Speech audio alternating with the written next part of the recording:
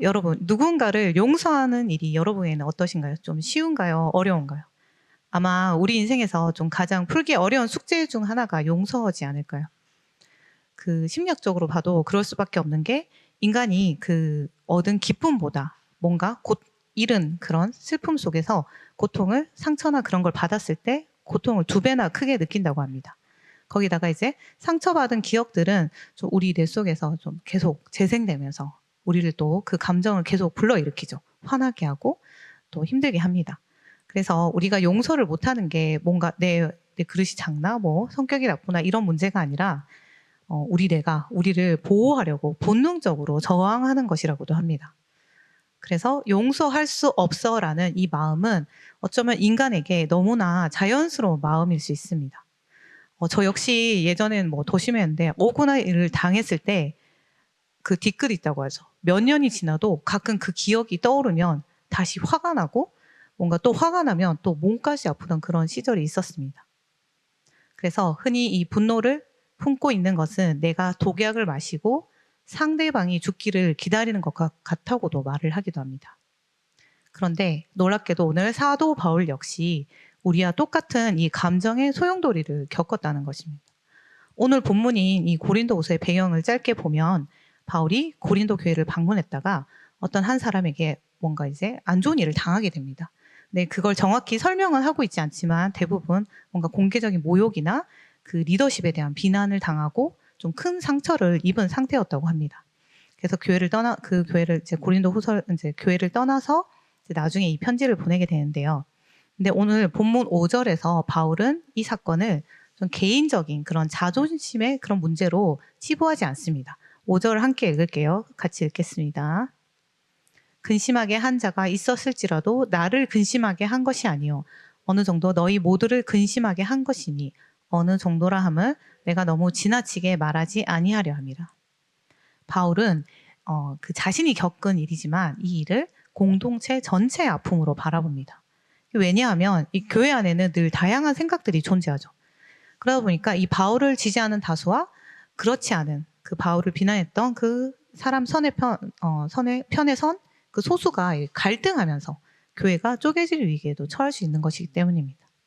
그래서 이런 절박한 순간에 이제 바울이 제시한 해결책은 근데 보복이 아니라 용서였습니다. 네, 성경에서 보면 우리에게 계속 끝없는 용서를 요구합니다. 마태복음 18장에서도 70번까지, 7번은 70번까지라도 용서하라고 말씀하시죠. 하지만 여러분도 뭐 피해자가 되어본 사람은 알게 되죠. 머리로는 알겠는데 가슴으로는 도저히 받아들여지지 않는 이 숙제가 얼마나 무거운지 말입니다. 그렇다면 우리는 그리스도인으로서 이 가라앉지 않는 이 분노와 마음을 안고 어떻게 용서를 실현할 수 있을까? 오늘 말씀을 통해서 그 내 감정의 그 한계를 넘어서 하나님 말씀하시는 용서란 무엇인지 좀 함께 나누고자 합니다. 첫 번째로 이 용서는 그 한 영혼을 회복시키는 통로임을 우리가 기억해야 합니다. 6절에서 7절 말씀 함께 읽겠습니다. 같이 읽을게요. 이러한 사람은 많은 사람에게서 벌받는 것이 마땅하도다. 그런즉 너희는 차라리 그를 용서하고 위로할 것이니 그가 너무 많은 근심에 잠길까 두려워하노라.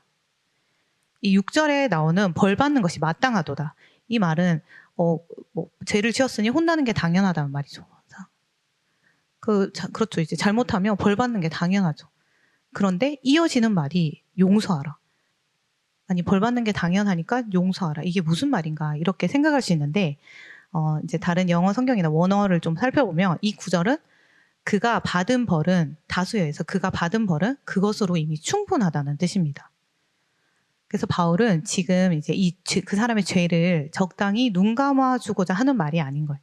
이미 이 공동체 내에서 그 사람을 이제 징계한 거예요. 그래서 징계를 통해서 그 사람이 본인의 잘못을 깨닫고 회개했다면 그 징계의 목적이 이미 달성되었다는 것입니다.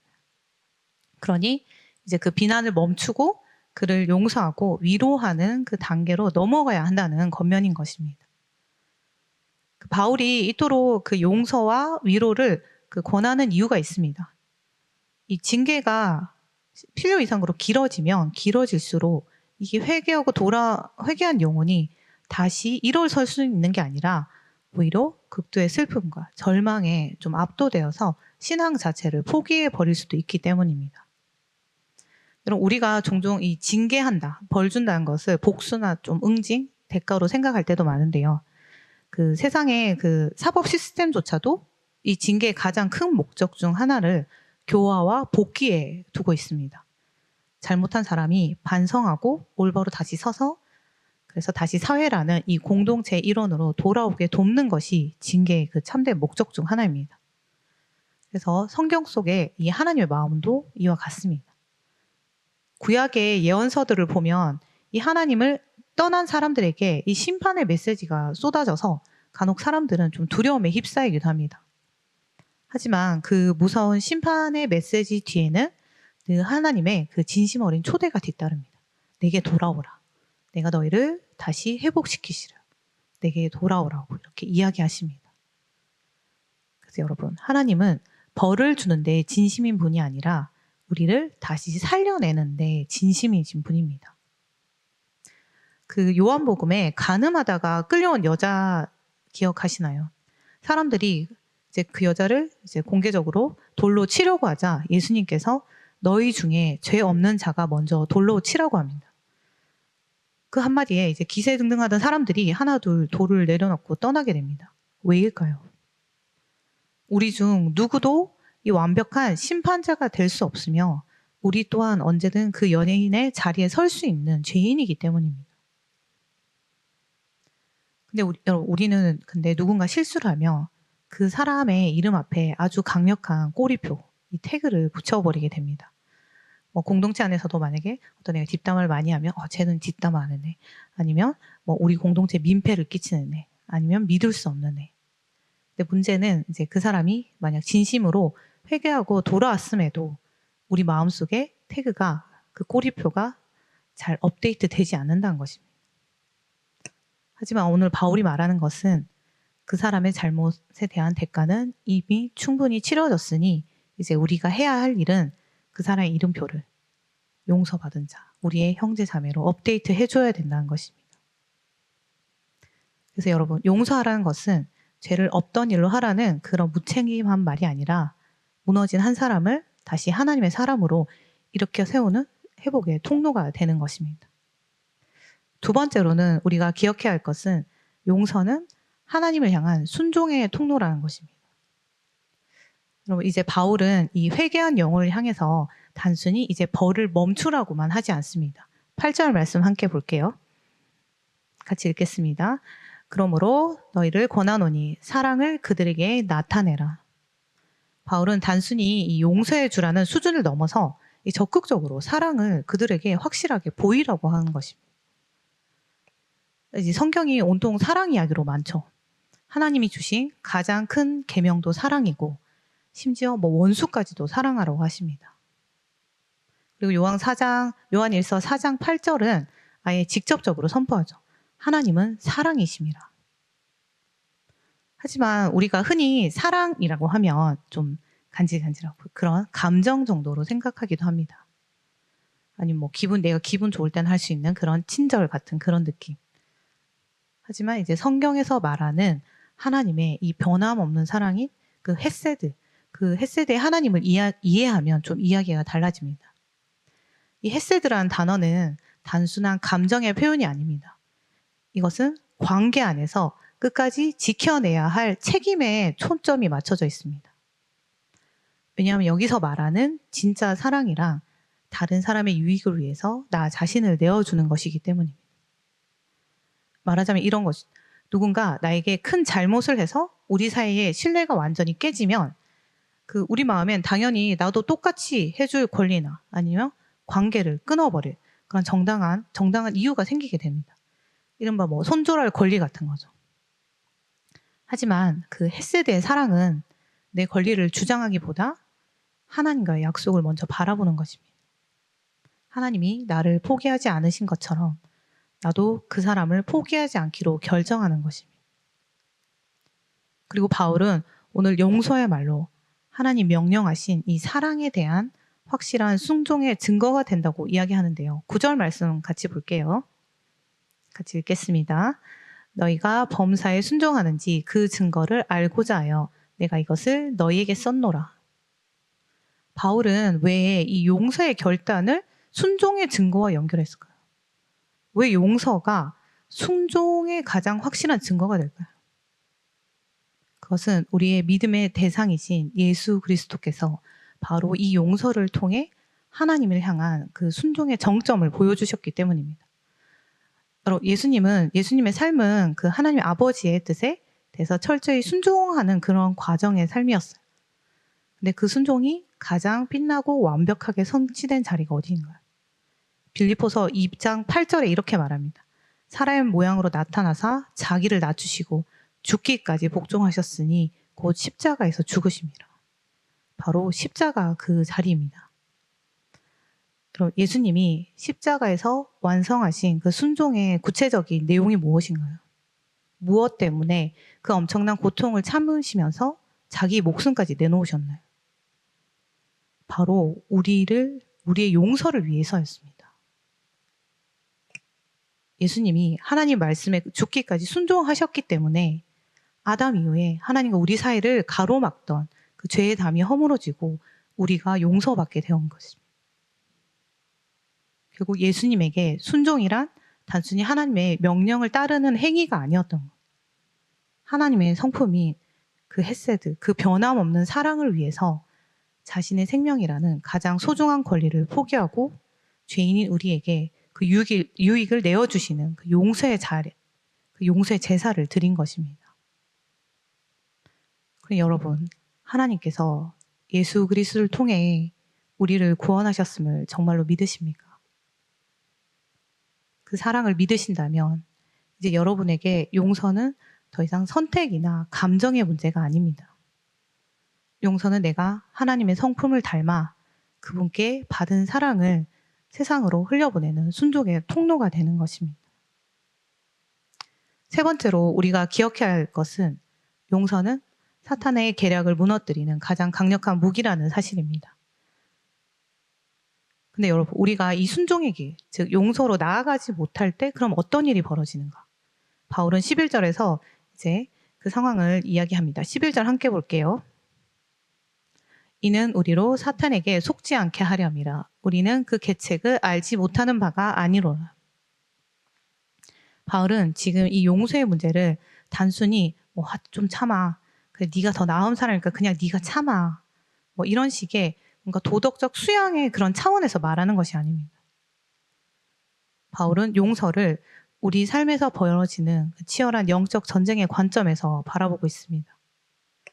그렇다면 여기서 말하는 사탄의 계책은 무엇인가요?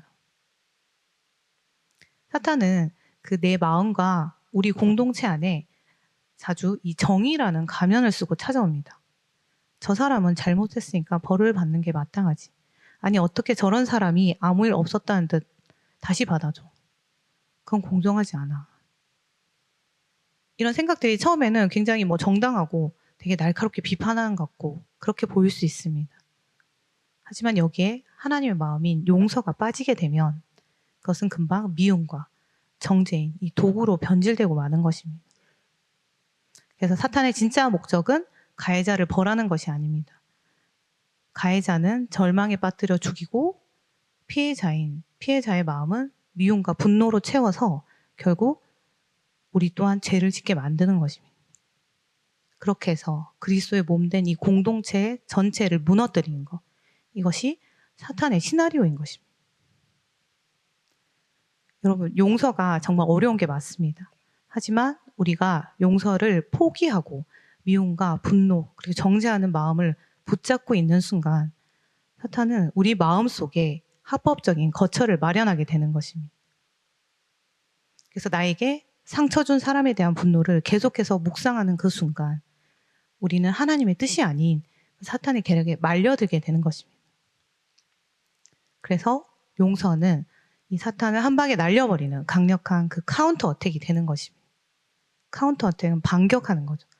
적이 지금 이기고 있다고 생각하는 순간 급습하는 것을 말합니다. 그래서 세상은 미움에는 미움으로, 분노에는 분노로 갚으라고 합니다. 하지만 우리가 그리스도를 본받아서 용서를 선택하는 순간 이 사탄이 공들여 세운 이 모든 계략은 한순간에 무력화되는 것입니다. 예수님께서 십자가에 달리셨을 때 이 사탄은 승리를 확신하면서 기뻐했어요. 하나님의 아들을 죽였으니 이제 내 세상이 되겠구나 생각했습니다. 하지만 그 십자가가 오히려 사탄의 머리를 깨트린 진정한 승리의 자리였습니다. 어떻게 그것이 가능했나요? 사탄이 쏟아부은 이 모든 증오와 저주를 예수님이 용서라는 순종으로 받아내셨기 때문입니다.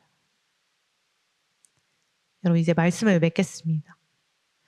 여러분, 우리가 지금 살아가고 있는 이 세상은 그 SNS에서 벌어지는 일들만 보아도 누군가 한 번의 실수를 저지르면 그 사람을 벼랑 끝, 나락으로 밀어넣고 영원히 지어지지 않도록 박제해버립니다.